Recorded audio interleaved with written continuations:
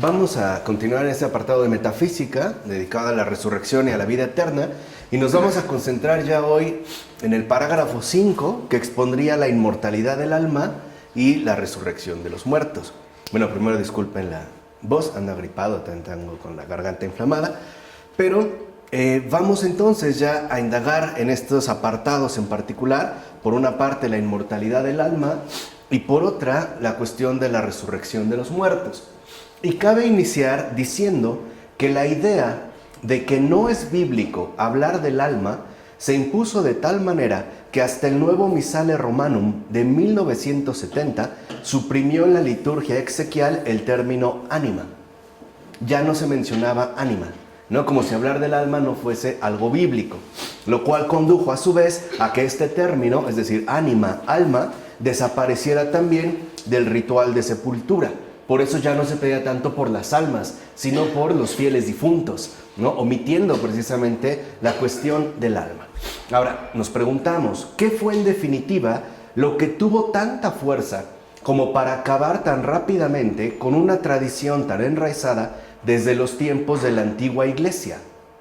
Una tradición, dicho sea de paso, considerada desde siempre como algo sumamente central. ¿Qué es lo que ocurrió?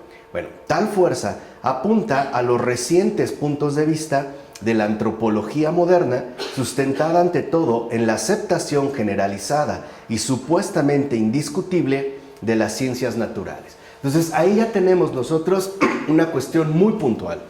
Ahora, habría que rebatir esta fuerza arrolladora que ha ganado la postura naturalista con respecto a la antropología, es decir, la postura moderna, ¿no? A partir de la antropología, y cuyos planteamientos, en primer lugar, se toman como algo indiscutible y además se asumen como algo incuestionable, es decir, como si ya estuviera, ¿no?, todo perfectamente claro y fuera transparente, incluido el propio ser humano. Por eso lo que tenemos que hacer es retomar la profundidad de lo que nos ha sido revelado a la luz de la verdad y entender quizá cuáles han sido, ¿no?, los fallos que al respecto se han cometido y que incluso han llevado a dejar de lado o suprimir una tradición considerada central incluso para la antigua iglesia, ¿no? Como si esta visión antropológica, vuelvo a insistir, fuera algo indiscutible, incuestionable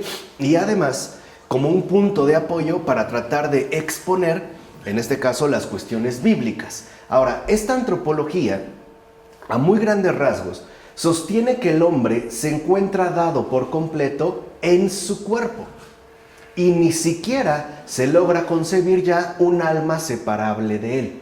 O sea, nosotros seríamos única y exclusivamente corporalidad, ¿no? El ser humano no es más que un organismo biológicamente corporal, cuyo funcionamiento a su vez está remitido y condicionado por las leyes naturales aplicables a todo otro ser viviente, ¿no?, en tanto ser vivo. De tal forma que dentro de esta perspectiva, la corporalidad es prácticamente la que englobaría la realidad antropológica del ser humano. Por ello ya no se concibe el alma ni siquiera como algo distinto o separado al cuerpo, sino que incluso se va a intentar, ¿no?, integrar a esta corporalidad a través de referentes a sí mismo corpóreos, ¿no?, materiales, como puede ser la actividad cerebral. Hoy por eso ciertamente ya no se habla de alma, pero sí de mente, por ejemplo. Y por mente no se entiende una entidad metafísica, ¿no?, que es lo que quiero resaltar, sino una actividad cerebral compleja, pero que en último término tendría su arraigo dentro del esquema corporal. De ahí pues, ¿no?, que hayan surgido los debates en torno al momento real en que muere una persona.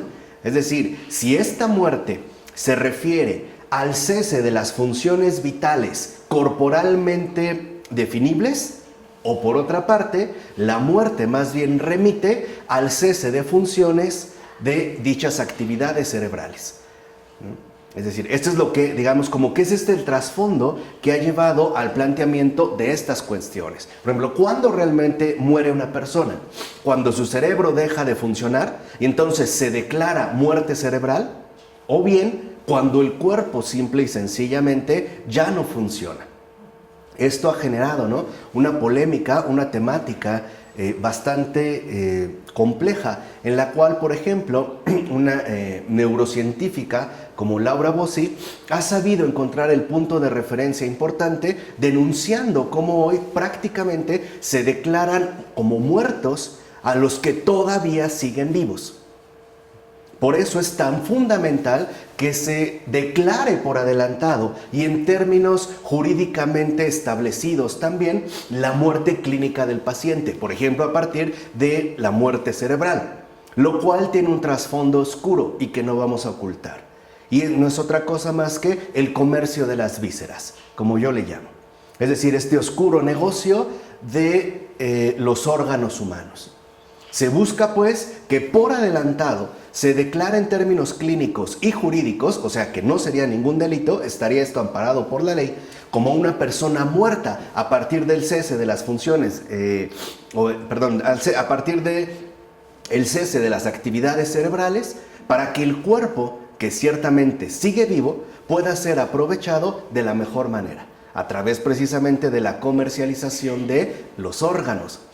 Por eso no es nada casual que hoy busquen acelerar, pues, la declaración formal clínico-jurídica de la muerte de un paciente, especialmente a partir de que se considera que el cerebro ya no funciona y que, por lo tanto, si dentro de esta antropología el ser humano es pura corporalidad, entonces podría quedar ya, digamos, fuera de juego, ¿no? Este es como, digamos, un poco el trasfondo. Ahora, lo que sí es fundamental es que nos demos cuenta que lo cual, por supuesto, conduce a la eliminación del alma como algo distinto de la corporalidad física y material del ser humano.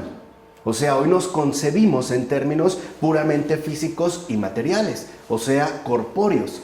No consideramos que nuestra realidad humana posea en sí misma algún atisbo o alguna presencia de trascendencia, sino que nos seguimos configurando a partir de un marco inmanente. Ahora, ¿quién puede entonces imaginar una resurrección del cuerpo a partir de los actuales datos de las ciencias naturales? O sea, a partir, digamos, del auge que ha ganado esta antropología, la propia realidad de la resurrección se dificulta muchísimo, ¿no? Se vuelve casi imposible su adecuada asimilación, puesto que nosotros, por ejemplo, apelamos a la resurrección como resurrección del cuerpo, ¿no? O la resurrección de los cuerpos, pero lo hacemos pensándolo bajo los condicionamientos sostenidos por esta antropología corporalista. En todo caso, tal resurrección presupondría una materialidad totalmente nueva, un cosmos radicalmente cambiado, que a final de cuentas escapa por completo a nuestras posibilidades de imaginación.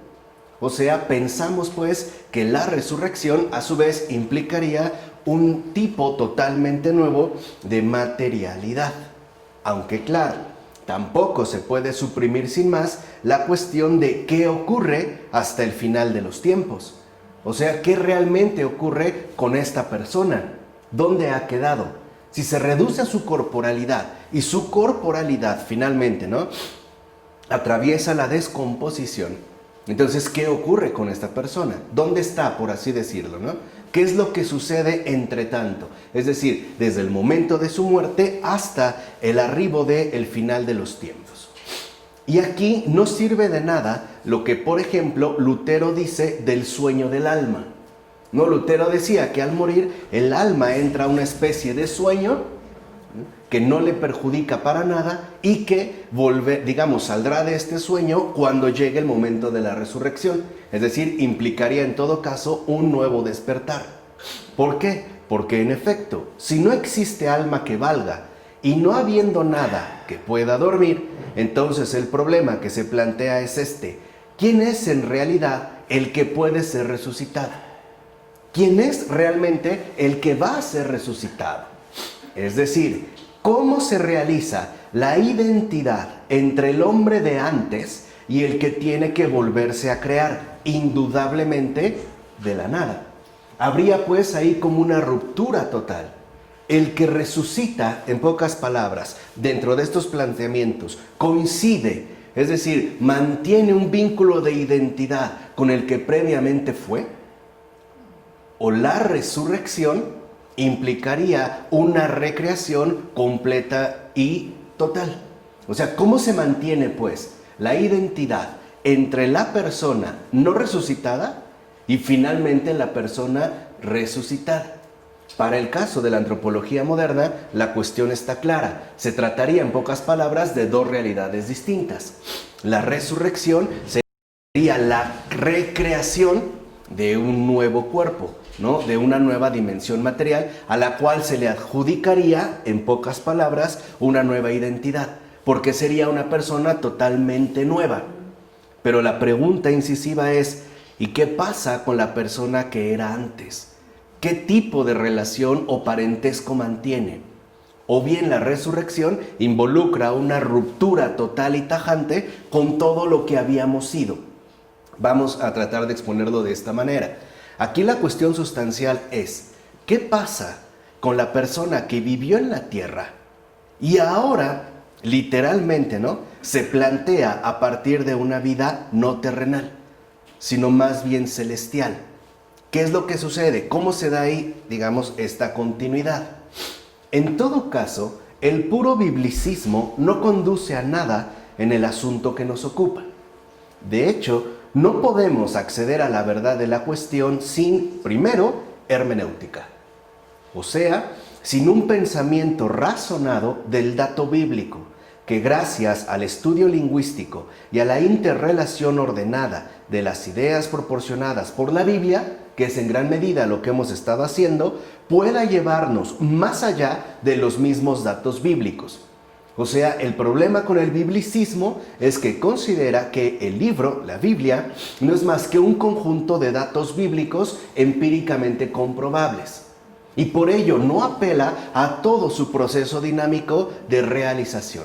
Es decir, el biblicismo asume la Biblia como si se tratara de un texto sin historia, mientras que la hermenéutica nos ayuda a recuperar el entramado histórico de su propia gestación, que aquí ya lo hemos mostrado. Y segundo, y lo más importante, no se puede acceder a la verdad, ¿no?, de la Biblia sin metafísica, es decir, sin un pensar atento a lo que es, o sea, sin la aplicación intensiva del entendimiento. ¿Y por qué sin metafísica? Porque a final de cuentas la Biblia no se reduce a un conjunto de datos empíricamente comprobables, sino que es revelación.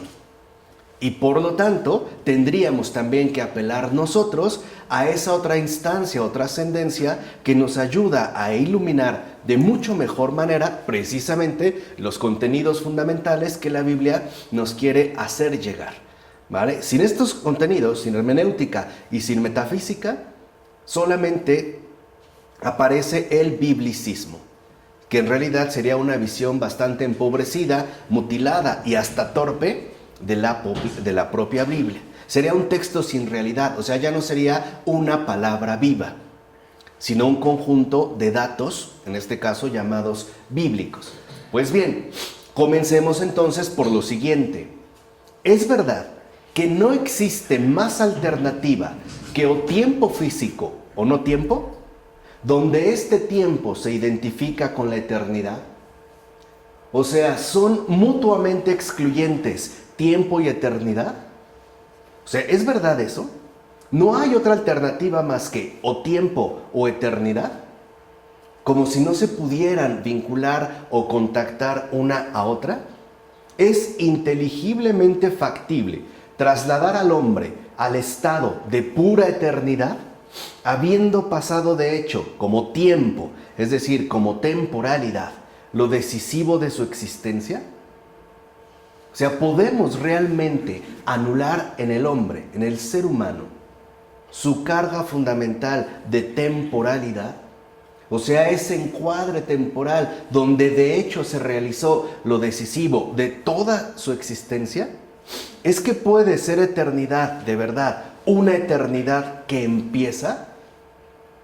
O sea, realmente podríamos suponer pues que hay como una ruptura tajante entre uno y otro, es decir, entre tiempo y eternidad, como si nunca pudieran entrar en una mutua relación. Algo que comienza, no es por eso mismo algo necesariamente no eterno, es decir, temporal. Todos estos interrogantes no pueden quedar suprimidos de los temas de la resurrección y la inmortalidad. Como decir, claro, pues ya cuando llega la resurrección, pues entonces ya estaríamos en el ámbito propio de la pura eternidad. Entonces el tiempo, al parecer, no jugaría ningún tipo de papel central. Es decir, como si el tiempo finalmente no se mantuviera de una o de otra manera ante el arribo o la emergencia de la eternidad. De ahí pues habrá que investigar qué respuestas pueden hallarse en los contenidos bíblicos. Fíjense, ya no hablamos de los datos, como si se tratara de un objeto científicamente manipulable, sino de contenidos bíblicos. ¿Qué respuestas realmente ahí nosotros podemos obtener? Por eso, en primer término, abordaremos la cuestión de la resurrección de los muertos. ¿Qué pasa en este caso? El camino de la fe veterotestamentaria hacia la idea de la resurrección ya ha sido expuesto dentro del contexto abordado en torno a la teología de la muerte, que ya la vimos en un apartado anterior. Razón por la cual podemos iniciar inmediatamente con el testimonio ofrecido en el Nuevo Testamento, que es precisamente el ámbito concreto en el cual nosotros nos vamos a concentrar, en el Nuevo Testamento, con respecto a la resurrección de los muertos. Pues bien, la doctrina de la resurrección de los muertos solo se aceptó parcialmente en el judaísmo intertestamentario. Y sin embargo, esta profesión se convirtió en la profesión fundamental de los cristianos. La razón de este cambio se debió fundamentalmente a la resurrección de Jesús, que de hecho conocieron, experimentaron y transmitieron los testigos. O sea, la resurrección ya no apelaba a un planteamiento teórico más o menos inteligible, sino que la resurrección ahora quedó establecida a partir de un acontecimiento muy concreto que en pocas palabras remitía a una persona cuyo nombre es Jesús, y una persona cuyo acontecimiento conocieron, experimentaron y transmitieron los testigos, en este caso los primeros discípulos. O sea, por decirlo de alguna manera, el resucitado se convierte en el canon central dentro del canon. O sea, el resucitado es ya la única medida desde la que se ha de leer y entender la tradición. A partir de él, la lucha del Antiguo Testamento se reconoce como un único encaminarse hacia la salvación en tanto sufriente, crucificado y resucitado. ¿Se acuerdan que era como el drama fundamental del judaísmo antiguo? ¿Hacia dónde apunta pues la figura de la salvación? Y se coincide cada vez más en que esta salvación recae sobre todo en la figura, vamos a decirlo así, poco digerible en principio, del sufriente, que finalmente aquí ya aterriza en el crucificado y que en efecto culmina en el resucitado. Así pues, es el mismo Antiguo Testamento el que se convierte en testimonio de resurrección. Y por eso se consideró a Jesús el cumplimiento cabal de todo el Antiguo Testamento. ¿Hacia dónde pues es que se dirigía el Antiguo Testamento? Hacia Jesús. Pero no solamente en un plano netamente teórico y o doctrinal, sino como un acontecimiento vivo realizado ahora y para sorpresa de todos por Dios mismo. Mientras se podía considerar que a lo mejor en el Antiguo Testamento esta salvación podía recaer en la figura de los justos, que poco a poco empiezan a asimilarse con los sufrientes, Ahora se reconoce que el sufriente, es decir, el verdadero Salvador, ha sido Dios mismo. Ya no una persona considerada justa, como aislada, ni una comunidad de justos, ni tampoco, como a veces se llegó a postular más o menos de forma articulada, un pueblo. ¿Se acuerdan? El pueblo, digamos, precisamente la noción que se tiene de la expiación, incluso el expiar, ¿no?, por los demás, que apunta otra vez a la figura del sufriente. Ahora, este nuevo hecho, que como tal constituye el paso continuidad del Antiguo Testamento al Nuevo Testamento, estaba de fondo preparado con antelación en la palabra de Jesús. Y eso es muy importante, o sea, no es que se buscara acomodarlo, pues, o tratar de hacerlo encajar, sino que el puente de unión entre el Antiguo Testamento y el Nuevo Testamento fue a su vez dado por el propio Jesús, a través de la antecedencia, la antelación de su palabra. Es decir, únicamente porque este hecho, o sea, la resurrección, tenía ya una palabra, entiéndase, un mensaje, es por lo que en definitiva pudo alcanzar importancia histórica. Y esto es muy fundamental, pues los actos puros, sin palabra, es decir, sin que se les dé un sentido, se hunden en el vacío como aquellas palabras a las que no corresponde ninguna realidad. Entonces, en el caso de Jesús, el acontecimiento es precedido por un mensaje. Vamos a decirlo así, se contiene el anuncio y este anuncio precisamente, ¿no?, se confirma a partir de su respectivo cumplimiento. Otra vez, no es que se buscara adornar a Jesús de un estatus que no posee, o sea, del estatus del Salvador, sino que una vez realizado el acontecimiento, los apóstoles pudieron, por así decirlo, conectar lo que ha sucedido con lo que Jesús ha dicho. ¿Se entiende? O sea, dentro de esta dinámica, precisamente de asimilación. No es que las palabras de Jesús, pues, quedaran netamente claras, al grado de que veremos como muchos discípulos, por lo menos, titubean y no entienden lo que Jesús está diciendo. Pero una vez que acontece, ahora, a partir de lo acontecido, adquiere toda su fuerza de sentido lo dicho, o sea, el mensaje de Jesús. ¿Qué quiere decir? Que humanamente hablando, nosotros recibimos primero las palabras de Jesús y después viene el acontecimiento. Pero desde la dinámica propia de Dios, lo que fundamenta absolutamente todo es el acontecimiento, que ha sido indicado o señalado por el mensaje, es decir, por las palabras de Jesús. O sea, dicho brevemente, puede decirse con toda seguridad que un comienzo de predicación pascual sin el correspondiente mensaje de Jesús mismo resulta impensable. O sea, tratando de fracturar la unidad plena de la propia persona de Jesús, ¿vale? O sea, hay un acontecer, pero este acontecer también posee un antecedente, una predicación pascual, las palabras emitidas por el Señor.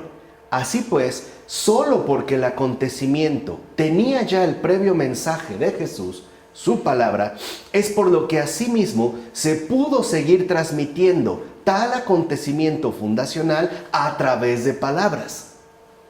O sea, a través de su verdadera concreción histórica, o bien su dinámica de continuidad. O sea, si Jesús nunca hubiera hablado de su resurrección, no había manera de comunicar esa resurrección.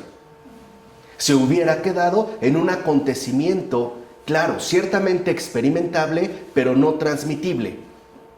Lo que realmente entonces uno se encuentra es que Jesús primero nos da su palabra para que esa palabra sea la línea de continuidad a seguir en orden a la rectitud manifestada por el acontecimiento. Es decir, la fidelidad al Evangelio. Por eso era tan importante el retener y transmitir las palabras de Jesús. O sea, el hecho de mantenerse en línea recta a través de la concreción histórica y no de la fabulación, por ejemplo, o de la invención, o tratando de decir cosas que Jesús no dijo, sino en la línea de lo que dijo e hizo. Había pues ya un fundamento dado de transmisión. Vamos, para eso se nos dejan los evangelios.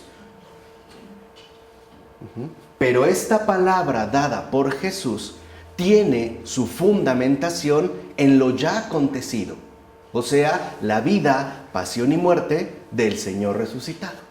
Entonces es un compromiso, ¿no? Claro. Pero si se dan cuenta, o sea, lo hace en orden a mantenernos en la verdad.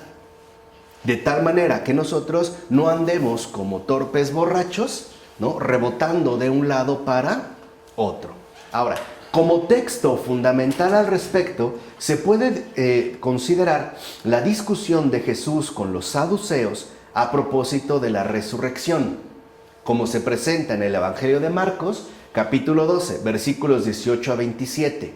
Fíjense, aquí los saduceos argumentan de forma fundamentalista, pues no reconocen otra escritura que el Pentateuco, al que de hecho declaran como única regla de fe en el sentido de una estricta sola escritura. O sea, para los saduceos, solo el Pentateuco, la ley escrita, los 5 primeros libros de la Biblia, del Antiguo Testamento, son regla de fe. ¿Qué quiere decir? ¿Qué no entra dentro de la regla de fe? Por ejemplo, los libros sapienciales, los profetas y los salmos. Esos no. Solamente el Pentateuco. Aquí vemos el planteamiento que hacen los saduceos en términos fundamentalistas. Y Jesús, frente a ellos, vean, tiene que probar su tema a partir de los libros de Moisés, que en efecto, ¿no?, son atribuidos en el Pentateuco. O sea, para la postura fundamentalista y en general para la postura judía ortodoxa, el Pentateuco, los 5 primeros libros del Antiguo Testamento, son, digamos, la autoría pertenece a Moisés. Fueron libros atribuidos a Moisés. Ahora, si los saduceos se están limitando al Pentateuco, pues Jesús mismo va a remitirse pues a Moisés para mostrarles en este caso su equivocación. Y lo hace de hecho de una manera sorprendentemente sencilla y por ende en verdad grandiosa. Vean, Jesús remite al concepto que tiene Moisés de Dios, es decir, a la presentación de sí mismo que hace Dios en la zarza ardiendo y que el propio Moisés transmite. Ahí vemos, ¿no?, se menciona en el versículo 26, cómo esa presentación que hace de sí mismo Dios es esta: yo soy el Dios de Abraham, el Dios de Isaac y el Dios de Jacob. ¿Vamos? Es una presentación que Dios hace de sí mismo a Moisés. Y de hecho es lo que Moisés va a transmitir. Yo soy el Dios de Abraham, el Dios de Isaac y el Dios de Jacob. Es decir, los nombres mencionados por Dios están incluidos en la realidad de Dios mismo. Y esto tiene un sentido verdaderamente extraordinario. Esto significa que si se declara muertos a aquellos que pertenecen al que es la vida, esto equivaldría a ser de Dios un Dios de muertos, lo cual en definitiva pondría al revés la comprensión de Dios de la antigua alianza. O sea, los saduceos en su fundamentalismo desfiguran por completo la realidad de Dios. Y lo que Jesús les muestra en primer término es que Dios menciona a aquellos que le pertenecen a través de una indicación genérica: Abraham, Isaac y Jacob. Si lo ven, es toda una generación. Pues lo podemos decir así: abuelo, padre y nieto. Ahora, en esta, digamos, total generación, se manifiesta que aquellos que Dios nombra no están muertos, sino que están, ¿qué? Vivos, le pertenecen. Entonces no podríamos decir, como sostenían los saduceos, que no hay resurrección, puesto que entonces Dios estaría mintiendo. Estaría diciendo que Él es Dios de fulano, sutano y mengano, que de hecho ya han muerto y que no pertenecen precisamente a la vida. Entonces lo primero que les muestra Jesús es que en el caso de los saduceos y debido a su fundamentalismo, han perdido la comprensión de Dios propia de la antigua alianza. Así pues, lo primero que habría que destacar es que Jesús, en medio de la controversia de aquel entonces sobre la interpretación judía de la fe, no se situaba en el campo doctrinal saduceo, sino, al menos en principio, en el fariseo, el cual incluía la profesión de la resurrección. ¿Qué quiere decir? Lo que manifiesta en un primer momento Jesús es que el problema grave con los saduceos es que ya no mantienen la recta comprensión de la fe de Israel. Y por eso es que niegan la resurrección. Y al negar la resurrección, terminan haciendo de Dios ya no un Dios de vivos, sino un Dios de muertos. Mientras que los fariseos sí apelaban a la resurrección. Entonces, en esta discusión presentada en Marcos, ¿no?, en el pasaje que acabamos de mencionar, Jesús toma distancia con respecto a los saduceos. Porque ahí los saduceos eran los justos, ¿no? En ese entonces, hasta ahí llegaba como esa imagen de lo que se veía. ¿No? Es decir, hay una demarcación. Pero el problema es que los saduceos, ¿no?, independientemente de sus postulados concretos, los justos han tergiversado la comprensión de Dios. O sea, ya no se mantienen en fidelidad a la fe de Israel. Entonces, eso es lo primero que Jesús les muestra, lo cual lo desliga de una postura saducea. Y al menos en principio parece quedar alineado con la postura farisea, que era, digamos, la considerada guardiana de la ortodoxia. No obstante, en Jesús se hace palpable algo totalmente nuevo. La resurrección se sitúa en el centro del credo. O sea, ya no es pues uno más de los muchos enunciados de fe, que por ejemplo podría sostener la antigua fe judía dentro del fariseísmo. ¿Por qué en Jesús la resurrección se sitúa entonces en el centro de credo? Es decir, en el centro mismo de la experiencia de fe creyente, porque ésta se vincula con la realidad misma de Dios. O sea, la resurrección no es un añadido doctrinal, no es una suposición teórica, sino que es una vinculación fundamental con la realidad misma de Dios. Por ponerlo en otros términos, si Dios es Señor de la vida, el que es, el que vive, y es vida indestructible, entonces suponer que aquellos que Él ha creado mueren, pondría en entredicho realmente la realidad de Dios. Entonces no se puede, pues, como querían los saduceos, descartar la cuestión de la resurrección. Es decir, la fe en la resurrección es inseparable de la misma fe en Dios. Y por ello es que hay un rechazo claro con respecto a los saduceos. Ahora, ¿qué ha ocurrido en este caso? La primitiva fe de Israel se profundiza gracias a una mejor visión, que es justo la que aporta la verdad, o sea, las propias palabras de Jesús.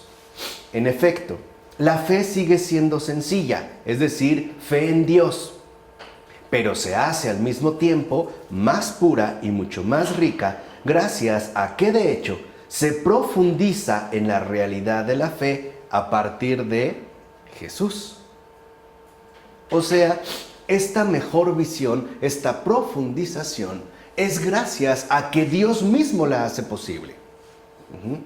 Dios mismo, pues, reorienta a los hombres en su respectiva experiencia creyente. es decir, en aquello que se mantiene como fe en Dios. Así pues, se deja de lado ya todo lo cosmológico, todo lo antropológicamente especulativo, lo psicológico y lo cronológico. Dicho de otra manera, con Jesús el esquema ha cambiado. O sea, la vida es Dios mismo y por tanto la comunión con Él es la fe. Entonces lo que revela Jesús es que el problema con los saduceos es que, dijimos, distorsionan la realidad misma de Dios y por ende mutilan a la fe de su verdadera amplitud. Por eso es que a partir de Jesús, la resurrección es inseparable de la fe en Dios. Porque al ser Dios vida, la comunión que en efecto se establece con Él es lo que constituye la experiencia creyente auténtica. Es decir, lo que nosotros llamaríamos una auténtica vida de fe. Por eso, cuando el Señor se revela a Moisés, y es lo que Jesús les está haciendo entender a los saduceos, como yo soy el Dios de Abraham, de Isaac, de Jacob, lo que Dios está mencionando es que Él, que es vida, establece una comunión con aquellos que de hecho le pertenecen, y que le pertenecen por la vida de fe que han asumido. De tal manera que estos entonces no mueren, sino que han sido llamados a la vida. Vamos, a la vida ya indestructible, es decir, a la resurrección. ¿Vale? En consecuencia, el hecho de pertenecer a Dios, de ser llamado por Él, significa hallarse por completo en la vida indestructible. Fe y comunión son pues inseparables. Esa es la palabra de Jesús. Fe y comunión son inseparables. Decir que una persona tiene fe en Dios es decir que está en comunión con Él. Y aquí voy a hacer un pequeño paréntesis para que vean una de las principales desfiguraciones que llevó a cabo, por ejemplo, la Reforma Protestante. ¿Qué pasa en ese caso? Si solo hablo de la fe a solas, sola fides, lo que entonces estoy estableciendo es que un supuesto creyente puede llevar una vida de fe, aun cuando no mantenga una comunión con aquel en el que dice tener fe. ¿Se entiende? O sea, la Reforma Protestante, pues, desfigura lo que Jesús ha enunciado, que fe y comunión son inseparables. Por ello, no va a ser extraño, y ahora se entiende, por qué incluso, por ejemplo, Lutero llegará a decir que tú puedes asesinar, matar, fornicar, hacer lo que quieras, pero si tienes fe, entonces te salvas. Claro, ¿por qué le es posible hacer una afirmación de este tipo? Porque para él, fe y comunión ya son separables. Pareciera pues que yo puedo afirmar tener una vida de fe y no mantener una comunión con Dios. Esa es, digamos, como una de las desfiguraciones, a mi entender, más nefastas que realiza la Reforma Protestante. El desligar la fe de la comunión. De tal manera que ahora la fe podría, por ejemplo, resumirse a una postura estrictamente subjetiva. Por ejemplo, a una especie de certeza interior que me mantiene más o menos seguro ante las circunstancias de la vida. O bien ante una expectativa de cumplimiento que en todo caso va a reposar sobre el esfuerzo o empeño que yo pongo al respecto. En cambio, en Jesús lo que hemos mostrado es que no es así. Jesús muestra que la fe en toda su amplitud es fe y comunión, de manera inseparable. Entonces, yo no puedo, en síntesis, decir que tengo fe en Dios y mantenerme fuera de la comunión con Él. Simple y sencillamente, entonces, ya no se trataría de fe. Se trataría nada más de una postura religiosa particular, pero no de la exigencia sustancial a la que conduce la fe, y que es la que Jesús precisamente ha puesto al descubierto. Por eso, aunque la palabra de Jesús es sencilla, es extraordinariamente reveladora. Lo que muestra pues es que yo no puedo, en síntesis, decir que tengo una vida de fe, pero mantenerme alejado de Dios mismo. Como si la fe, otra vez, se redujera a una mera afirmación verbal, a un enunciado discursivo, y no a una exigencia vivencial total. ¿Se comprende? Esto es, en un primer momento, entonces, lo que Jesús pone al descubierto con respecto a los saduceos. ¿Cuál es el problema con los saduceos? Es decir, con el fundamentalismo, en este caso bíblico. Se mantiene la fe, pero se renuncia a la comunión. Ese es el problema. El problema, pues, es que la fe se desfigura porque, en principio, ha quedado desfigurada la realidad misma de Dios, a lo que apela, pues, la vida de fe. De ahí que la tarea de la iglesia en formación tenía que consistir en repensar, a la luz del nuevo hecho de la resurrección de Jesús, la antigua tradición farisea. ¿Cierto? Pero relacionándola ahora con las palabras, el decir y las obras del Señor Jesús. Y en esto consiste precisamente el fundamento primordial de los comienzos que generación tras generación la iglesia prosigue en su recorrido de fe. Por ello, cuando por ejemplo aún en la actualidad nosotros acudimos a la liturgia de la palabra, no acudimos a una repetición discursivamente mecánica, a una especie de antigüedad, ¿no?, tardía que parece aferrarse a estar presente aún en nuestros días. No. ¿Por qué en la celebración litúrgica se realiza también la liturgia de la palabra? Porque es ese permanente repensar que nos conduce a proseguir el recorrido de fe que ha iniciado con él y que ha iniciado con él a través precisamente de su acompañamiento, es decir, con la iglesia. Por eso también va a resultar en este caso inseparable. Por eso vuelvo a insistir, que ojalá se haya entendido lo anterior.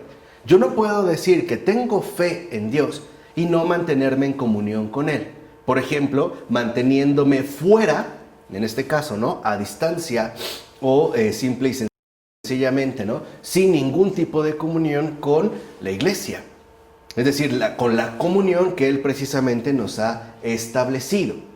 Ahora bien, para poder adentrarnos en nuestro respectivo asunto, nos vamos a limitar a dos de los principales testigos dentro de los escritos del Nuevo Testamento, Juan y Pablo.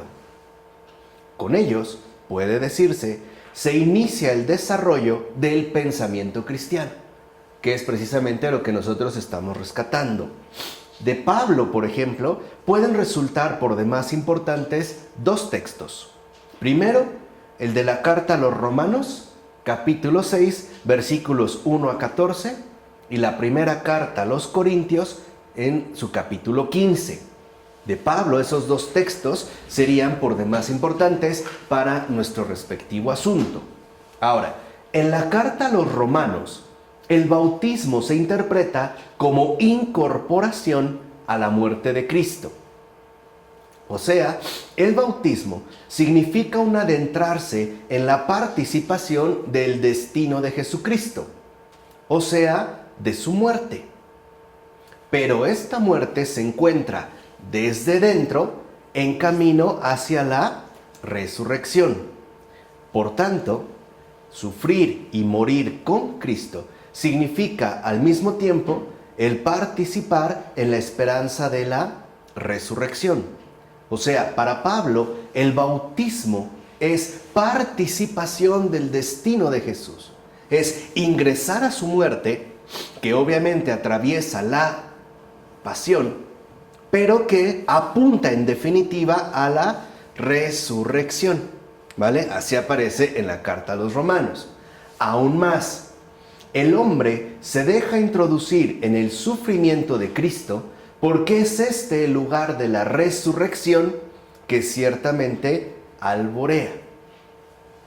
En este caso, las palabras de Jesús se concretan. El cómo se realiza la pertenencia a Dios es lo que se expresa con detenimiento. Y aquí entonces está el factor importante que antes habíamos venido destacando. Si fe y comunión son inseparables, es porque lo que realmente importa en este caso es la pertenencia a Dios. Lo cual, ojo, en tanto pertenencia, nos lleva mucho más allá de la simple creencia.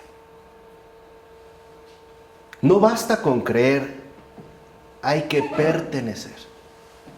No basta con creer en Dios, hay que pertenecerle a Dios.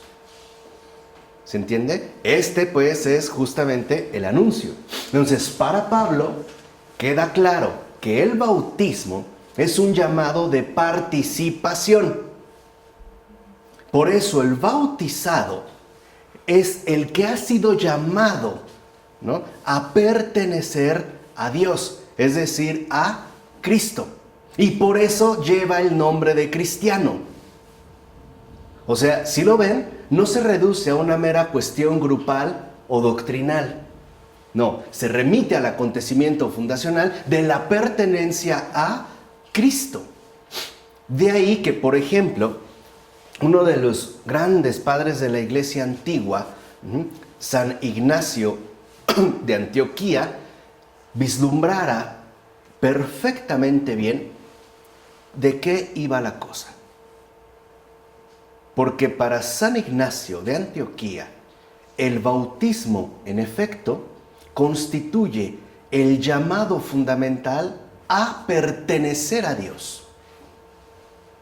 No solamente a creer en Él, sino a pertenecerle. De ahí pues que, por ejemplo, me parece que es en la carta que escribe a los Filadelfios, escriba San Ignacio de Antioquía: más vale callar y ser que hablar y no ser. Es de verdad la más bella formulación que yo he encontrado de la esencia de la vida del cristiano. Más vale callar y ser que hablar y no ser. O sea, más vale pertenecerle que hablar como un supuesto hombre creyente, pero sin mantener la pertenencia. Como por ejemplo ocurría en el caso de esos sepulcros blanqueados, o de todos esos que de una u otra manera encajamos muy bien en lo que Jesús resume en la palabra hipócritas. Entonces, aquí está la cuestión de fondo. Para Pablo, pues, el bautismo es este llamado a pertenecer a Dios, es decir, a Cristo. Y esta pertenencia, en cuanto tal, es en efecto lo que reflejará nuestra verdadera fe. Entonces, no es una postura doctrinal. Y no se trata tampoco de una especie de superfe. Acuérdense que Pablo había sido un fariseo y además había sido un gran fariseo. Vamos a decirlo así, ¿no? Era un fariseo de hueso colorado. Era un hueso duro de roer, ¿no? Él sabe precisamente de dónde a dónde ha pasado. Es decir, él reconoce que como fariseo cree en Dios. Pero ahora como cristiano no solo cree en Dios, le pertenece a Dios. Ahora entienden por qué hay expresiones en Pablo como vivo, pero no vivo yo, sino que es Cristo, ¿qué? El que vive en mí. Creo que esto nos puede ayudar bastante. Ahora, lo dicho por Jesús permanece intacto. La fe en la resurrección no aparece como parte de una especulación cosmológica, sino que se encuentra vinculada a una persona. Esto es, a Dios en Cristo.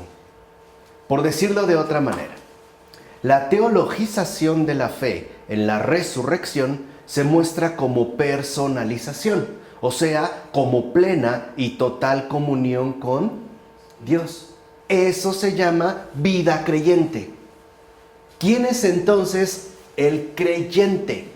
El que se mantiene en plena y total comunión con Dios. No el que se atrinchera, por ejemplo, en las certezas especulativas de sus respectivas creencias. No es suficiente. Ni siquiera, por ejemplo, en la pureza irreprochable de sus comportamientos religiosos, como ocurría, por ejemplo, en el caso fariseo. Tampoco es ahí. La verdadera, plena y total comunión con Dios es a lo que apunta la experiencia concreta de fe. Y esta experiencia concreta de fe se revela justamente en la resurrección. Entonces, fíjense, ¿para qué caramba se habla de resurrección? ¿Para pensar que vamos a llevar una vida inmortal llena de gozos, de jardines bellísimos, de frutos deliciosos? ¿O al estilo musulmán para tener muchas mujeres a nuestra disposición y bellos placeres? No. ¿Para qué la resurrección? Para alcanzar la realización definitiva de esta pertenencia. Vamos, ¿qué es entonces la resurrección? La plena y absoluta comunión con Dios. Hacia allá es que se va perfilando, ¿vale? Es lo que ya enunciaba Pablo en la carta a los Romanos. Ahora, en la primera carta a los Corintios, en el capítulo 15, hallamos a Pablo disputando con reinterpretaciones de tipo espiritualista de la fe en la resurrección. O sea, a partir de planteamientos teóricos abstractos. Mientras que para Pablo esto no era correcto. De hecho, en ellas, en estas reinterpretaciones de tipo espiritualista, se cuestiona la resurrección como acontecimiento futuro, corporal, que afecta al cosmos y a nosotros. Algo importante es lo que se dice en este sentido en la segunda carta a Timoteo, capítulo 12, versículo 18, donde se hace referencia a una interpretación de lo cristiano, según la cual se afirma que la resurrección ya ha tenido lugar. Ya se dice que la resurrección ya ha tenido lugar. ¿Por qué? Porque con Cristo, por Cristo y gracias a Cristo, ya no hay ningún impedimento para acceder de manera total y definitiva, de una vez y para siempre, a la plena y total comunión con Dios. Ya no. Por eso, en este sentido, se afirma que la resurrección ya ha tenido lugar. Ahora, con tal afirmación, se priva aquí al acontecimiento de la resurrección de su carácter de futuro, identificándolo más bien con el hacerse cristiano, que es lo que hace rato mencionamos, o bien con el serlo. O sea, la resurrección se lee en clave existencial. Afirmaciones de este tipo se encuentran en el fondo de la negación corintia de la resurrección de los muertos. A partir, digamos, de estos planteamientos. Pero en contra de ello, Pablo tiene que subrayar que la resurrección no es ahora una mera promesa existencial hecha al cristiano, lo que en definitiva no significaría nada, pues la fe sería vacía, como lo menciona en el versículo 17. Sino que más bien se trata de una promesa al futuro tanto del hombre como del cosmos. Y en este sentido, una promesa hecha a espacio, tiempo y materia. O sea, a la realidad verdaderamente católica de Cristo, es decir, universal. Y precisamente por la amplitud que contiene tal promesa, es que en la resurrección de Dios, Él mismo se manifiesta como el Dios de la historia y del cosmos. O sea, Dios de todo lo creado. Que es, digamos, el planteamiento que está haciendo Pablo.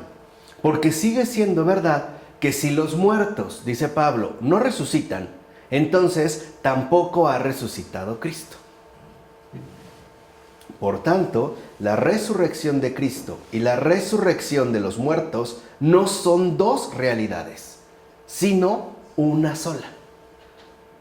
quiere decir que no podemos nosotros hablar de resurrección, y ese me parece que sigue siendo un error frecuente, omitiendo a Cristo, poniéndolo entre paréntesis o dejándolo, ¿no?, como en stand-by. Si nosotros queremos entender la resurrección, para que realmente podamos asimilar la resurrección, tenemos que creer y pertenecer a Dios. O sea, tiene uno que volverse, ¿no?, un perteneciente, valga esta expresión, ¿no?, una pertenencia más de la verdad. Y este es como el paso importante que muchas veces se omite. No pensemos, pues, que la resurrección de los muertos apela a un acto de Dios por separado. O sea, como si la resurrección de Cristo fuera una cosa y la resurrección de los muertos fuera otra. Más bien, no se trata de dos acontecimientos, sino de uno. O sea, en definitiva, la resurrección de Cristo es la verificación de la fe en Dios ante los ojos de la historia. ¿Por qué? Porque ocurrió en un tiempo, en un espacio, y también se dio de manera concreta, es decir, según la materia. O sea, a partir del encuentro pleno de lo temporal con lo eternal. Entonces, ¿qué podemos ver aquí, al menos hasta este momento? Dos cosas fundamentales con esto último que acabamos de afirmar, ¿no? Ese encuentro pleno de lo temporal con lo eternal. Número uno, si nosotros hemos sido llamados a la plena y total comunión con Dios, es decir, la absoluta pertenencia a Él, eso significa que nada de aquello que temporalmente se ha manifestado como decisivo, es decir, lo que hemos vivido, nada de ello se pierde. Todo eso apunta a Él. De tal manera que es gracias a Cristo, verdadero Dios y verdadero hombre, como nuestra vida-tiempo puede también entrar a formar parte de la vida-eternidad de Dios. ¿Se entiende? O sea, no es que haya una ruptura, sino que en verdad eso es algo asumido. De tal forma entonces que este encuentro pleno, ¿no?, de lo temporal con lo eternal es aquello que a Pablo le interesa mucho destacar. E incluso hay una señal muy luminosa de este encuentro pleno de lo temporal con lo eternal. Por ejemplo, Jesús resucitado, sabemos que ya escapa a toda la ley física e incluso de la materia, ¿no? Piensen cuando los apóstoles están reunidos a puerta cerrada por miedo a los judíos y de repente aparece Jesús.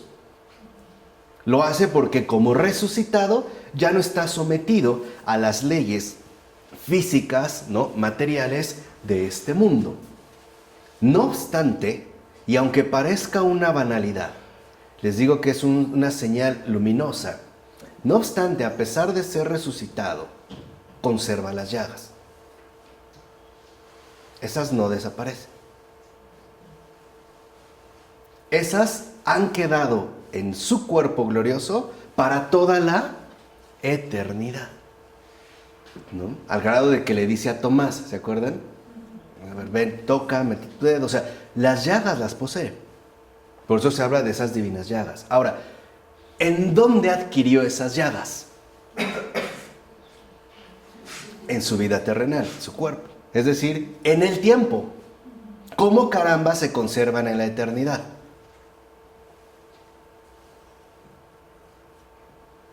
¿Por qué no desaparecieron?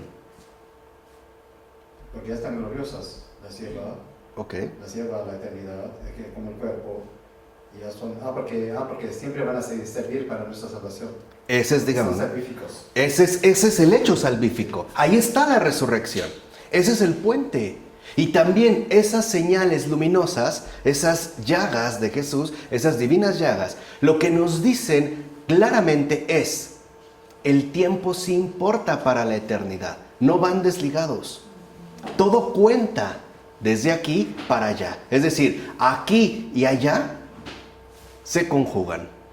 Entran pues en pleno contacto. No es que haya una ruptura definitiva entre tiempo y eternidad, sino que también entre tiempo y eternidad se da una comunión. Por eso es tan importante para Pablo el no sucumbir a las tentaciones espiritualistas. O sea, como si nuestro cuerpo, nuestra realidad material y a grandes rasgos nuestra temporalidad no importara. Porque en último término, también la resurrección apunta al encuentro pleno de lo temporal con lo eternal. Es más, este esquema es tan fundamental que nosotros, sin ningún tipo de vergüenza, podemos considerarnos temporales. Pero a ver, si estamos llamados a la absoluta pertenencia a Dios, a la plena comunión con Él, ¿no es también el encuentro de lo temporal con lo eternal? ¿Cómo puede encontrarse creador y criatura? ¿Cómo puede encontrarse, entrar en comunión lo temporal criatura con lo eternal, con Dios? El tiempo se trasciende a la eternidad. Ok, es lo que les decía, esta tendencia espiritualista se trasciende, sí, pero la respuesta clara es por Cristo. Sí, claro, por Cristo. Eso es lo que no podemos perder de vista, porque si no, desvariamos, o sea, es muy fácil salirse de Él, ¿no? Y ese es uno de los problemas graves que tenemos hoy al momento de abordar, por ejemplo, la resurrección de los muertos. Esto se realiza por Cristo. Cristo, en tanto eternal, se hace temporal. Y en tanto temporal, vuelve a su calidad de eternal. Por eso, si lo ven, Jesús se hace hombre, baja, la kenosis, que es tan importante para Pablo, pero también que sube.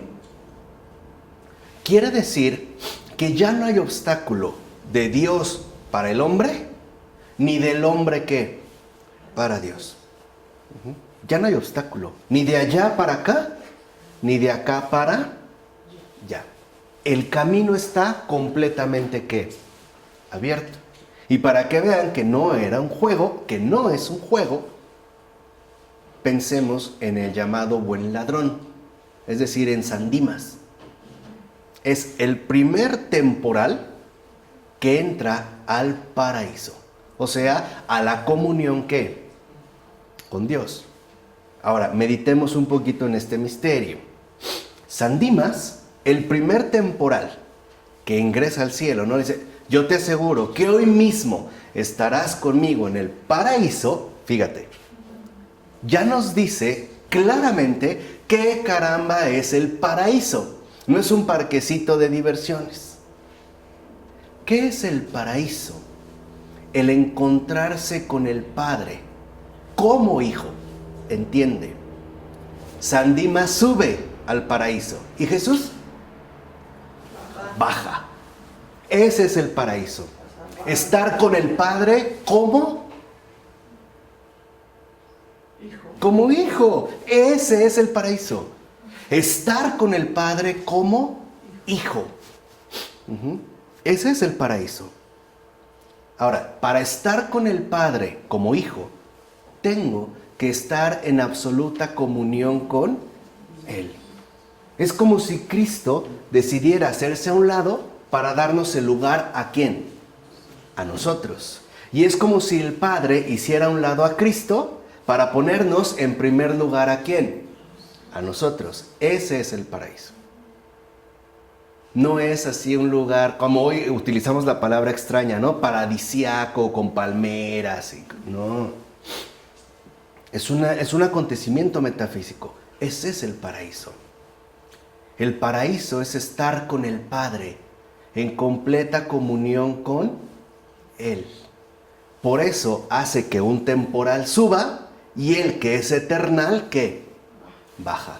De tal manera que aunque nosotros cayéramos lo más bajo, aunque nos hundiéramos hasta las profundidades más recónditas del pecado, Dios ha llegado hasta ahí.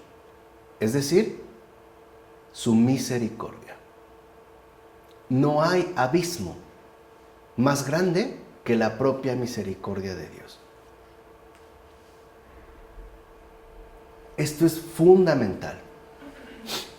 Ya no hay, lo que les dije, ya no hay obstáculo, ni de allá para acá, ni de acá para allá. Importante. Bien importante. Por eso les decía, cuando uno se mantiene con Cristo, la cosa se ilumina. Pero cuando uno omite, se olvida de Cristo, todo se oscurece. Entonces, ¿va quedando claro en el caso de Pablo? Ok, ahora, por su parte, la teología joánica ofrece también dos textos esenciales: Juan capítulo 6 y Juan capítulo 11. La historia de Lázaro, Juan capítulo 11, por ejemplo, culmina en esta frase. Dice Jesús: yo soy la resurrección y la vida. En el versículo 25.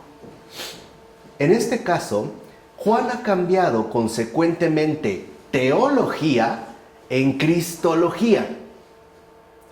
O sea, en estos, ¿no?, como balbuceos acerca de Dios, en afirmaciones con respecto a Dios. Estos balbuceos, ¿no?, aterrizan de forma concreta en la persona de Jesús. ¿Por qué? Porque Jesús es Dios. La vinculación a Jesús es ya ahora resurrección. Por eso él mismo afirma, ¿no?, en el versículo 25, el que cree en mí, aunque muera, vivirá. Vivirá porque me pertenece. Acuérdense, la creencia, ¿no?, se remite pues a la vida plena de fe. Dijimos creencia y pertenencia. Es decir, comunión. Vamos poniendo atención, ¿eh? Así pues, cuando se haya establecido la comunión con Jesús, con Él que es Dios, se habrá superado aquí y ahora la frontera de la muerte. Por eso la muerte ya no amenaza. Recuerden lo que dijimos, el cristiano no tiene vida propia, pero tampoco tiene una muerte propia. Nada le pertenece, porque Él no apropia, Él se ofrece, Él se entrega, ¿vale? Eso es ya lo que ha formulado Juan. Y es justo a partir de esta realidad que habría que interpretar el discurso eucarístico que ofrece Juan, que no tiene mucho, ¿no? Nosotros recibimos en la celebración litúrgica, en el capítulo 6. En él se presenta tanto la comida de la palabra como la carne de Jesús. Es decir, el recibir a Jesús por fe y por sacramento. Vean, el hombre es un ser alimentado con el pan de la inmortalidad, la comunión sacramental por la fe.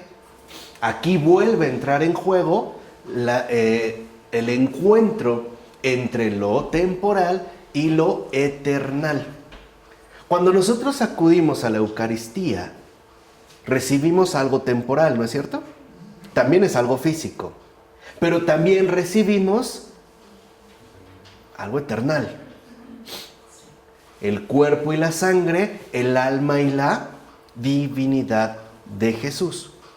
De tal manera que entonces, con Jesús, y eso ya lo ve muy bien Juan, Él se ofrece como el alimento que realmente cubre nuestras necesidades temporales, materiales y eternales, espirituales.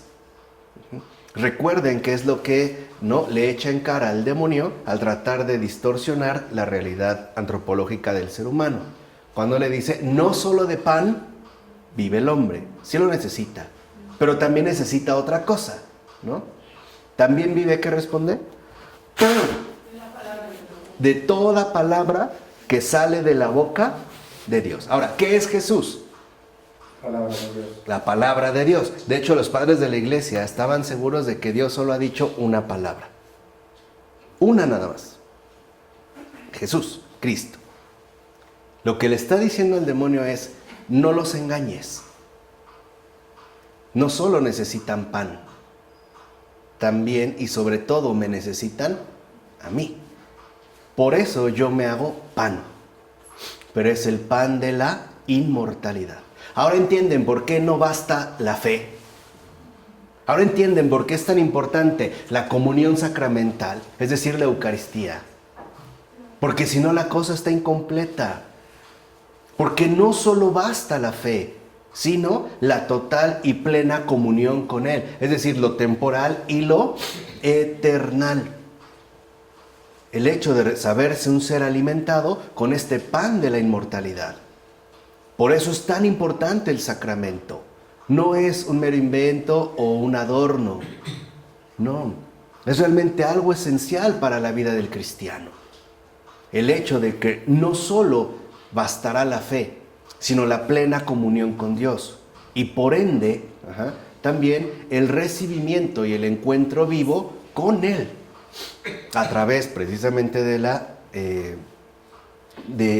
el acontecimiento sacramental, es decir, de la Eucaristía. Porque si no, caeríamos en la trampa del demonio. Podemos subsistir sin Cristo. Porque es curioso, ¿no? El demonio todavía consideraba que necesitamos piedras, pan, ya hablamos mucho de eso. Pero hoy nosotros creemos que no necesitamos tanto pan, que es preferible hacer dieta, ¿no? Como que nos estamos yendo para otro lado. Con dieta o sin dieta, sin Cristo no sirve de nada. Con colesterol, sin colesterol. Sin Cristo es pura vanidad, por no decir pura estupidez, la verdad.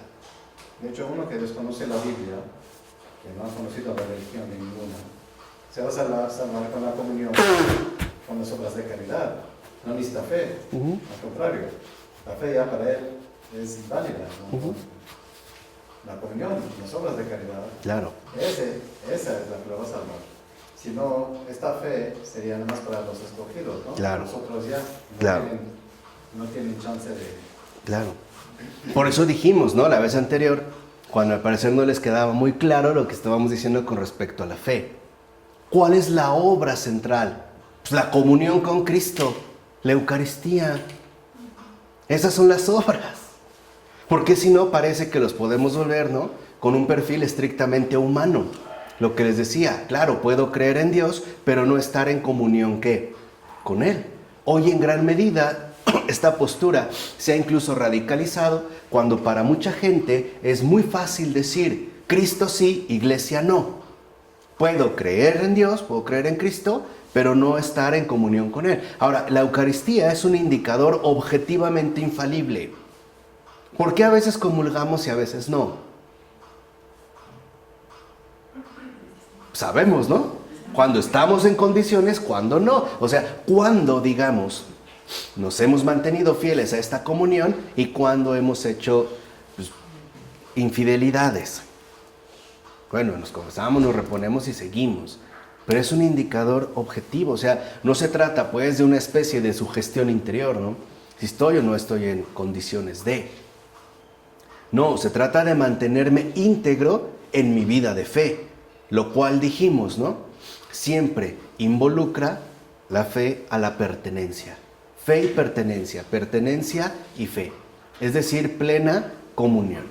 Ahora, en este caso, la resurrección no aparece entonces como algo lejano, apocalíptico, sino como un suceso real en el hic et nunc, o sea, aquí y ahora.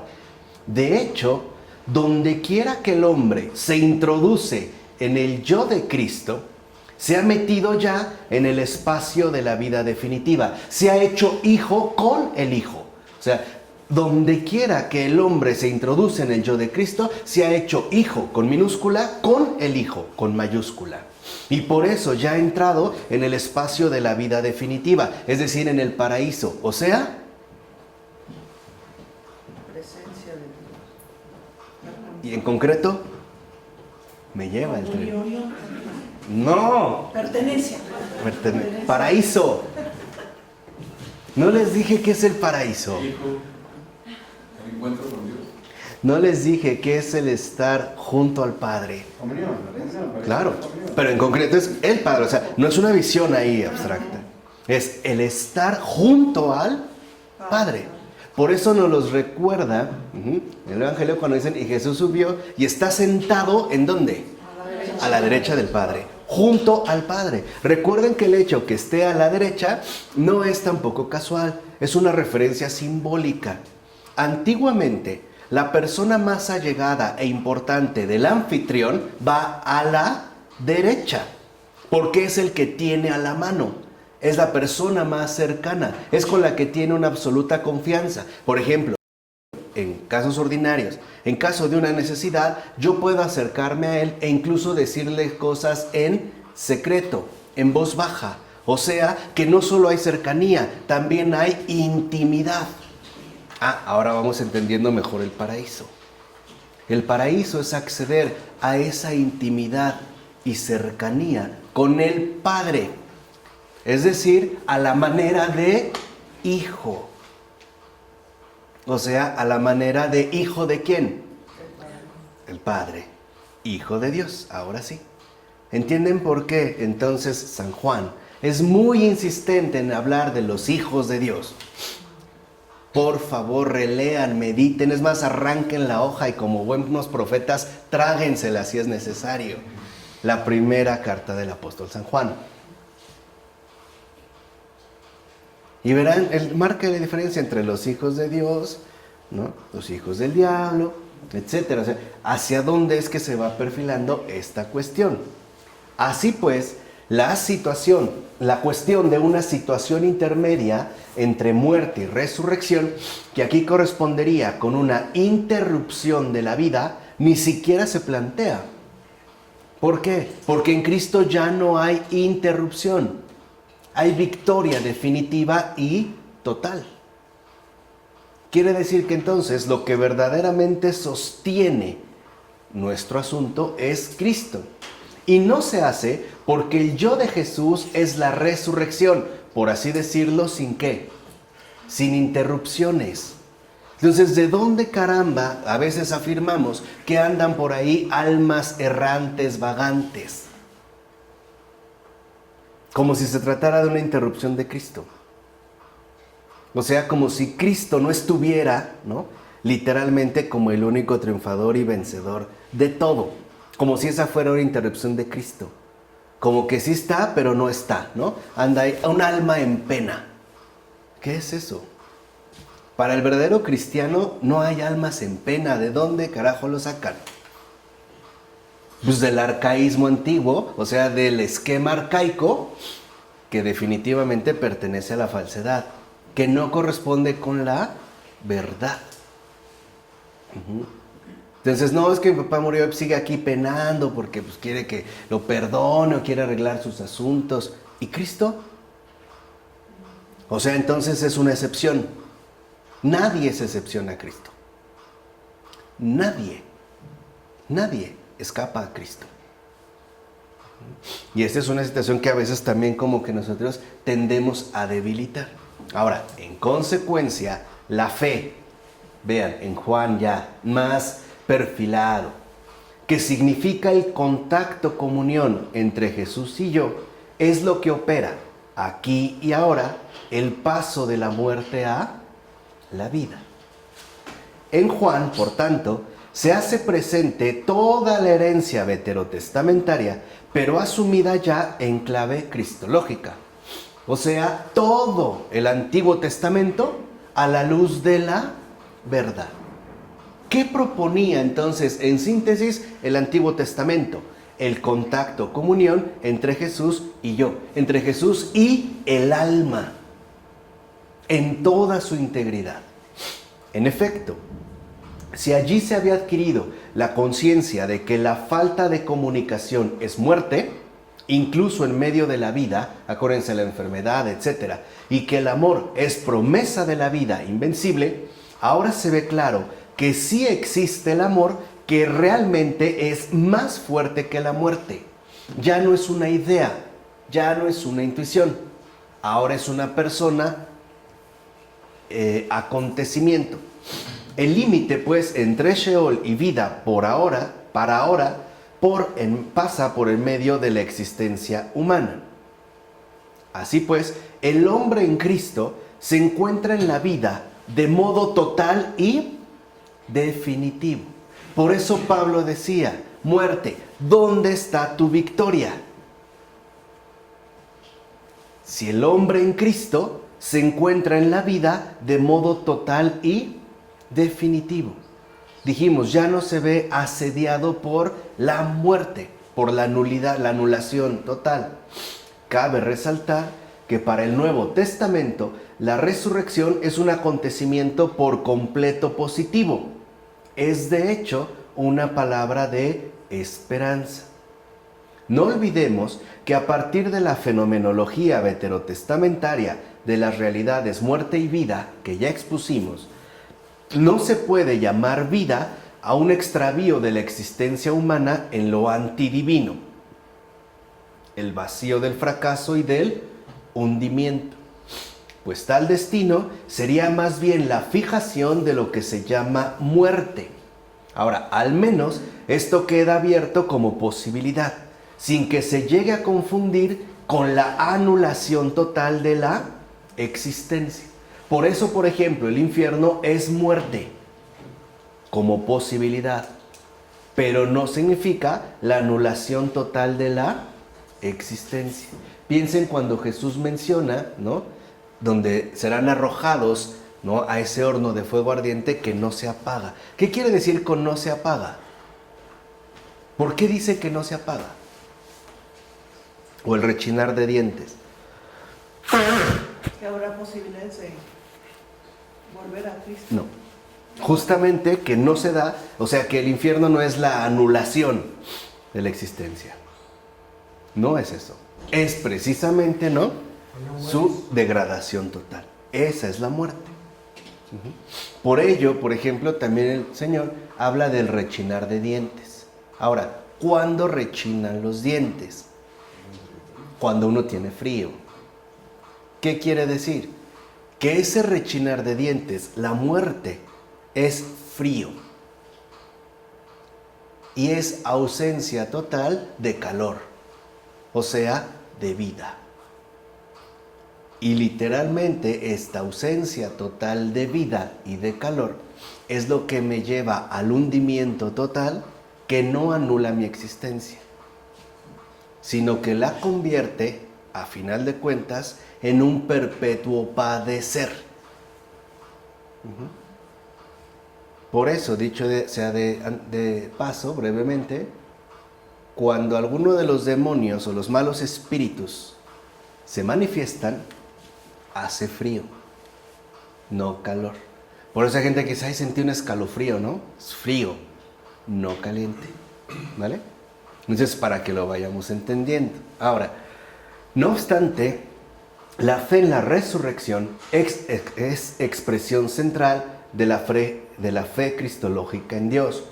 Y su carácter específico no se asienta en una determinada antropología, antiplatónica o platónica, sino más bien, como hemos tratado de mostrar, en una teología. Y hay que esperar que dicha teología alimente una fe que se contraponga a todas las antropologías no teológicas, o sea, la postura moderna, que quiso establecer, como dijimos al inicio, una antropología en síntesis no teológica. En efecto, la resurrección, en tanto palabra de esperanza, implica que la nueva vida comienza ya ahora, en condiciones temporales, para no volverse a interrumpir jamás, o sea, en condiciones eternales. Y que asimismo, esta nueva vida, que como dijimos, comienza ya ahora para no volverse a interrumpir jamás, se orienta hacia la transformación total del hombre y del mundo. Es algo, pues, metaantropológico. Y eso es lo que le da su carácter de teológico, es decir, de metafísico. Ya más adelante entenderemos la verdadera entraña de esta metafísica y lo que esto significa. Pero en principio, pues, ojalá les haya quedado claro lo que a partir del Nuevo Testamento significa la resurrección de los muertos y toda esa sustancia jugosa que contiene y de la cual quizá valdría la pena rehidratarse bastante, ¿no? Y tomar buenas dotaciones a puños llenos. Vamos a dejarlo hasta aquí. En nombre del Padre, del Hijo, del Espíritu Santo. Amén.